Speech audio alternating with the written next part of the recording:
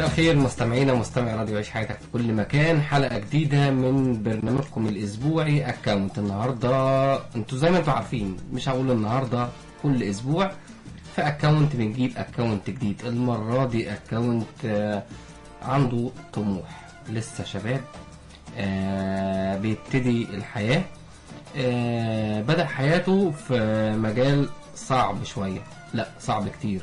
الصحافة مهنة فعلا، مش اي حد بيخوض التجربة فيها او بيشتغل فيها. ليه؟ لانها عايزة واحد يكون زي ما بقول ايه، بيعافر في الحياة، بيحفر علشان يقدر يجيب الخبر، يقدر يجيب السبق، يقدر يعمل حاجات كتير. لا ومش بس كده، الاكونت بتاع النهاردة كمان عنده موهبة فنية او عندها موهبة فنية. تقدر تقول ان هي بونبوناه في التمثيل. هيبقى ليها حتة كده في الفن مختلفة عن اي حد. نرحب بضيفتي العزيزة نهلة حجازي. مساء الخير يا نهلة. مساء النور مستمعينا، مساء النور عليكم جميعا. نهلة قامت بدور المذيعة. اول ما قعدنا هي اللي قامت بدور المذيعة، دخلت مستمعينا. منورة يا نهلة والله النهاردة، يعني ان شاء الله باذن الله تكون حلقة جميلة وانت موجودة فيها، منورانا. ميرسي يا مصطفى، المكان منور بوجودك، وميرسي على الضيافة وحسن الاستقبال. يعني ده مكانك في اي وقت يعني. ميرسي، تسلمي. انت تحب اجيب لك حاجة تشرب بيها حضرتك؟ اشرب ده نسكافيه على فكرة بالبندق. اوكي. طبعا التواصل معنا على تليفون الارضي 2-401-75-70، او في رسالتك على الهواء بتتبعت عن طريق الويب سايت وانت بتسمعه، بتجيلي هنا حالا. يعني انت تبعت الرسالة او انت تبعت الرسالة للبرنامج، هتجينا في نفس الوقت، مفيش اي مشكلة. وطبعا ممكن تفتح عن طريق اللينك، تسمعني من اي موبايل، تدوس على اللينك بيفتح معاك، يشتغل معاك على طول. ونخش بقى على فنانتنا الجميلة الصحفية الجميلة نهلة، واقول لها اول سؤال معنا نهلة. عرفي بقى نفسك للجمهور. عايز بقى نهلة تعرف نفسها، مش تعرف انا. تمام. نهلة حجازي، صحفية في بوابة الشباب نيوز، وممثلة شابة وجه جديد. يعني اشتغلت حاجة بسيطة، مسرحية لنجيب الريحاني، كانت سيرة ذاتية عن نجيب الريحاني. حبيت الموضوع قوي. سيرة ذاتية عن نجيب الريحاني، مش نجيب يعني، عشان الناس ما تفهمش تقول ايه. لا مش مع نجيب الريحاني، مش من ايام نجيب الريحاني طبعا يعني. لا سيرة ذاتية عنه كده. كانت مسرحية بتتكلم عن جزء من حياته، بعض الافلام اللي قدمها. عجبني جدا الموضوع وحبيت اكون موجودة. جميل، شرفتينا طبعا. تسلمي. معانا اول سؤال. تمام. هو البرنامج عبارة عن اكاونت ده بيفتش في كل الاكاونتات اللي عند الضيف. تمام. يعني بالنسبة لي حضرتك منوراني كده كاكاونت اقعد افتش بقى فيه براحتي، مش كلام يعني. ايوه براحتي. ايوه تمام بس يعني نص كده ونص كده. تمام ماشي. نهلة، طبعا انت عارفة كلنا لما بنعوز اي حاجة بنعمل عليها سيرش، اكيد بنعمل عليها بحث على السوشيال ميديا. تمام. دلوقتي انا لما عاوز ادور على نهلة حجازي على السيرش، هتحطي لي صورة هي اللي انت اللي هتحطيها تعبر عنك في السيرش. اول ما اعمل كده نهلة حجازي هلاقي صورة طالعه لي في السيرش بتعبر عنك.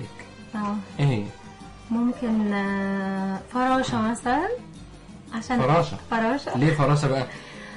بحب الحرية. بحب الالوان. الفراشة الوانها جميلة، بتعبر عن الحياة، عن السعادة. حياة، يعني حياة بصفة عامة، حياة جميلة. يعني انت انسانة مبتسمة كده وعندك امل في الحياة وطموح وحاجات كده. الحمد لله. احب الطموح والحياة، ما بحبش الكآبة ومش بحب الزعل. بحب الخير للناس كلها، ومش بحب يبقى فيه حد زعلان من حد. بتمنى الخير للناس كلها، فبحب الحياة تبقى سعيدة والناس كلها مبسوطة. طب انت بتحب، يعني انت عندك ناس كئيبة على الاكونت؟ يعني مش كتير، بس حتى الموجودين بطريقة لذيذة يعني. بس هم مش كتير يعني. عشان انا بختار قوي الناس اللي عندي، بختارهم بعنايه، مش يعني ما بقبلش اي حد. بنتقي الناس جدا عشان بحب الناس اللي تكون عندي انا اكون حباهم يعني. طب ولو حد يعني ايه ما ينفعش تشيليه من عندك من على الاكونت وهو دايما بينزل حاجات كئيبه؟ لا انا لا يمكن اشيل حد طالما انا قبلته. مش هشيله عشان بينزل حاجات. ماشي، ما هو ده كان انسان تمام وكل حاجه تمام، مشكله، بس بعد كده بقى ده انا ذنبي ايه كل يوم افتح الاقي كآبه؟ هو ممكن يكون عنده مشكله او عنده حاجه مضايقاه في حياته، فانا مش، لا انا ممكن، انا عن نفسي كنهله انا ممكن احاول اساعده.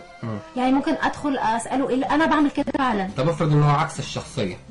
عكس الشخصيه بمعنى انت ما تعرفيش عنه، يعني هو عايش حياته عادي، بس اول ما بيخش على الفيسبوك لازم يكئب الناس، يعني هو دي طبيعه الشخص كده. لا انا يعني هينكد علينا يعني المفروض.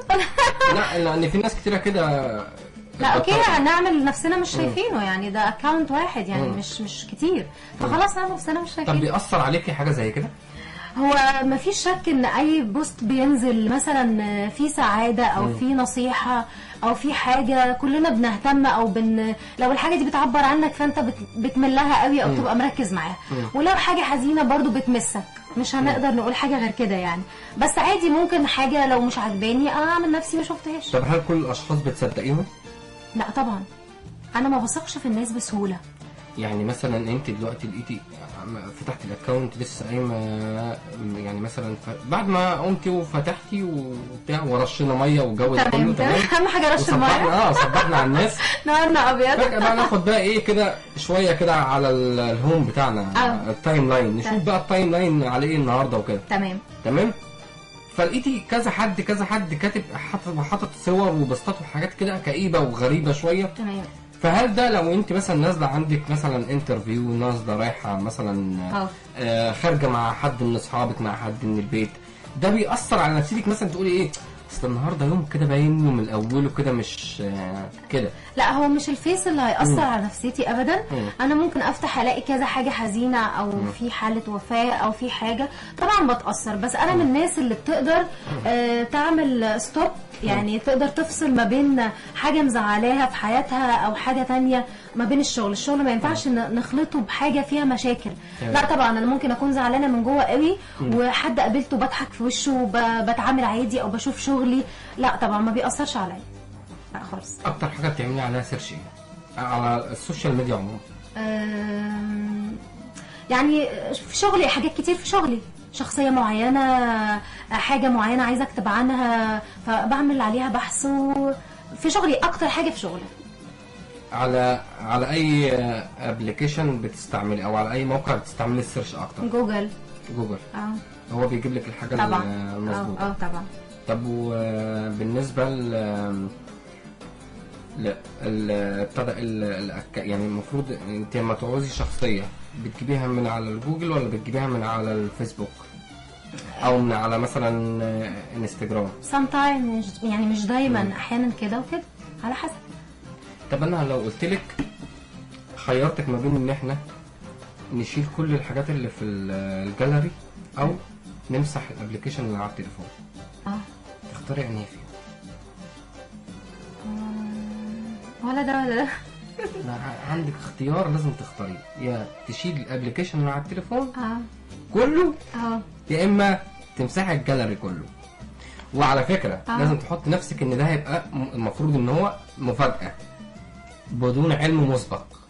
لا ده الاثنين صعب يعني يعني لا شوف لي اختيارات تانية. لا صعب يا مصطفى، لا شوف لي حاجه تانية. لا الاثنين صعب يعني. لا مش ولا ده ولا ده، الاثنين صعب. انا بقى لا حددي لي الاولويه لو سمحتي، معلش حددي لي رقم واحد. لا حددي لي اي، لازم واحد فيهم يتمسح. رقم واحد كان لازم واحد فيهم يتمسح هنا. طيب رقم واحد كان ايه؟ الجاليري. الجاليري اوكي ماشي. انا مضطره كل هعمل ايه؟ الصور والذكريات مش مضطره يعني، مضطره. طب ما ممكن، بس انا عندي لابتوب عليه حاجات، ريح نفسك يعني. لا انت تريح نفسك، ما تقلقش عليا. لا انت اصل انا قلت لك، شفت انا قلت لك ايه من الاول؟ انا قلت لك ايه؟ قلت لك مره واحده مفاجاه كده. اوكي خلاص بدون علم مسبق. ما انا لان على فكره انت ما تكوني مرتبه لاي حاجه ولا حاطه حاجه على حصلت ما فيش مشكله بتحصل في حياتنا يعني. مش مشكله. ما فيش مشاكل. مش مشاكل بتحصل يا مصطفى. يعني انت عايزه تشيلي الحاجات اللي على الجاليري عادي؟ مفيش مشكله. مفيش مشاكل وتخلي الابلكيشن. مفيش مشكله. مع ان انا رايي ان الواحد يشيل الابلكيشن والله الحاجات اللي انت شايفه صح، انا ما عنديش مشكله. لا اللي انت شايفاه انت، انا اللي بسال، ماليش دعوه. كده او كده مش مشكله، انت حره في اختياراتك. لا كده او كده مفيش مشاكل. طب لو نقول دلوقتي الستيتس اللي هتكتبيها دلوقتي حالا بتقول ايه؟ حاجه معينه يعني؟ ستيتس اي حاجه في دماغك، انا ما عنديش اي مشكله خالص من اي حاجه. انا كنت عايزه مبدئيا بس يعني اتكلم على موضوع شغلي في الصحافه وكده. كنت طبعا الفضل الاول والاخير الكاتب الصحفي مصطفى كامل، رئيس مجلس الاداره ورئيس التحرير لدى بوابه الشباب نيوز، ورئيس تحرير لدى وكاله شعب نيوز. حاجات كتيره قوي. هو يعني اكتر حد شجعني ووقف جنبي وساعدني وعلمني، فانا بكن له كل الاحترام والتقدير، لان هو بصراحه وقف جنبي كتير وساعدني كتير بصراحه يعني. طب الستيتس بتاعنا؟ عيش حياتك. الستيتس بتاعنا ايه؟ انت هتكتبي دلوقتي ايه؟ انت هتكتبي لي برنامج اكونت. انت دلوقتي حضرتك دلوقتي على الهوا، فانا دلوقتي سؤالي دلوقتي ليكي الستيتس بتاعك ايه في الوقت الحالي؟ حاجه ليك بتفكري في ايه؟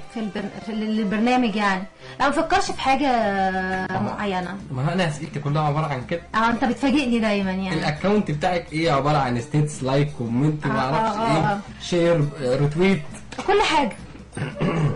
كل حاجه موجوده على انت هتكتبي ايه دلوقتي حالا؟ انا مبسوطه جدا ان انا اكتبي لي حضرتك. حاضر.